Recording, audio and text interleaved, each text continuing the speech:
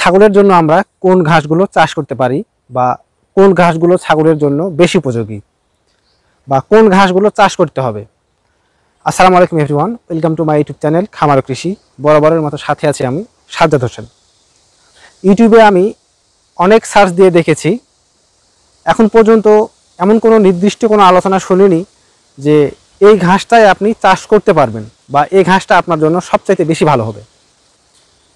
তো আমি আপনাদেরকে ঘাস সম্পর্কে সম্পূর্ণ যে সমস্ত প্রশ্নগুলো আমাদের মনে হয় সেই সমস্ত প্রশ্নগুলোর ইনশাল্লাহ উত্তর দেব। আমরা একটি ছাগল খামার করার আগেই ঘাস চাষ করতে হয়, এটা আমরা সবাই জানি। যখন আমরা ঘাস চাষ করার কথা নিয়ত করি বা মনে মনে চিন্তা করি, সেই সময় আমাদের মনে একটা প্রশ্নের উদয় হয়, তা হচ্ছে কোন ঘাসগুলো ছাগল বেশি খায় বা কোন ঘাসগুলো ছাগলের জন্য বেশি উপযোগী বা অল্প জমিতে কোন ধরনের ঘাসগুলো চাষ করতে পারি। ছাগল কোন ধরনের ঘাস খায় এটা জানার জন্য আগে আমাদের ছাগলের খাদ্যাভ্যাস সম্পর্কে একটু ধারণা নিতে হবে। আমরা জানি ছাগল বিভিন্ন ধরনের লতাপাতা টেনে হিঁচড়ে খেতে বেশি ভালোবাসে। আবার দেখা যাচ্ছে তারা চরণভূমিতে চড়ে খেতেও বেশি ভালোবাসে।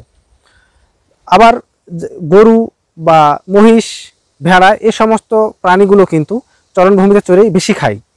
তো এদের তুলনায় ছাগল কিন্তু সব ধরনের খাবারই কিন্তু খেয়ে থাকে। এখন সহজ ভাষায় বলতে গেলে ছাগলের জন্য বা প্রতিটা তৃণভোজী প্রাণীর জন্যই কিন্তু লিগুম জাতীয় ঘাস সবচাইতে বেশি উপযোগী বা সবচাইতে বেশি ভালো। এখন এই লিগুম জাতীয় ঘাসগুলো কোনগুলো? যে সমস্ত গাছ বা ঘাসে ডালের মতো পড হয় বা সিমের মতো পড হয়, সেই সমস্ত গাছ বা ঘাসকে আমরা লিগুম জাতীয় ঘাস বা গাছ বলবো। যেমন মটরশুঁটি, ডাল, বাদামের গাছ, ইপিলিপিল, এই সমস্ত গাছগুলো কিন্তু লিগুম জাতীয় ঘাস বা গাছ। এছাড়াও আমরা বাণিজ্যিকভাবে যে সমস্ত ঘাসগুলো চাষ করব সেগুলো হচ্ছে আলফালফা অথবা হেজলোসান, ইপিলিপিল। এই সমস্ত ঘাস বা গাছগুলো ছাগলের জন্য সবচাইতে বেশি উপযোগী এবং ছাগল সবচাইতে বেশি ভালো খায়। এখন আমরা যখন একটা বাণিজ্যিক ছাগল ফার্ম করব, তখন আমাদের খামারে 50টি, 80টি, 100টি বা তারও বেশি ছাগল থাকতে পারে। এখন এই এতগুলো ছাগলের জন্য আমরা কিভাবে এই লিগুম জাতীয় ঘাস বা গাছগুলো ছাগলের জন্য সরবরাহ করব। আমরা জানি আমাদের দেশে এই যে ডাল জাতীয় ঘাস, যেমন মটরশুঁটি, ডাল, বাদাম, এই সমস্ত ঘাসগুলো বা গাছগুলো একটা নির্দিষ্ট সময় বা সিজন ছাড়া কিন্তু হয় না। আপনারা জানেন আমাদের দেশে বর্ষা, গ্রীষ্ম, শীত এই রকম আমাদের দেশের আবহাওয়া। তো সেখানে আমরা কিভাবে এই লিগুম জাতীয় ঘাস বা গাছগুলো ছাগলগুলোর জন্য সারা বছর সরবরাহ করব, এটা অনেক একটা চ্যালেঞ্জিং বিষয়। আমাদের মতো প্রান্তিক খামারিদের অত জমিও থাকে না।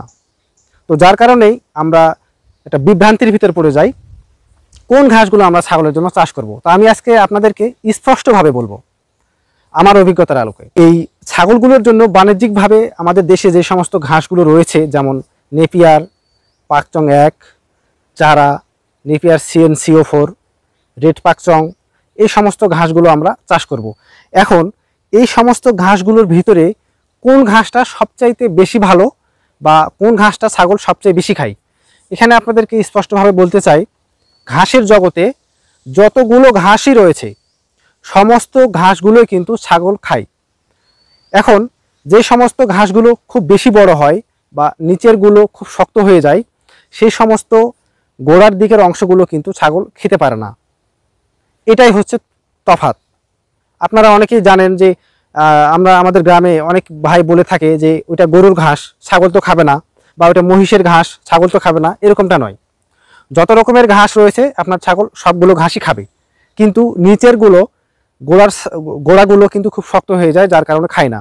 এখন আমরা যদি মেশিনে কেটে ছোট ছোট করে তাদের সামনে দিতে পারি, তো সেই সমস্ত গোড়াগুলোও কিন্তু খেয়ে ফেলে, তবে কিছু অবশিষ্ট থাকে।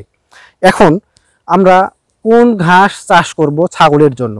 আমি আপনাদেরকে বলবো, বাংলাদেশে অনেক রকমের ঘাস রয়েছে, তবে আমার মতো প্রান্তিক খামারিদের শুধু ঘাস চাষ করলেই হয় না, আমাকে অল্প জমিতে বেশি ঘাস যেন উৎপাদন করতে পারি সেই ঘাসের জাত আমাকে সিলেক্ট করতে হবে।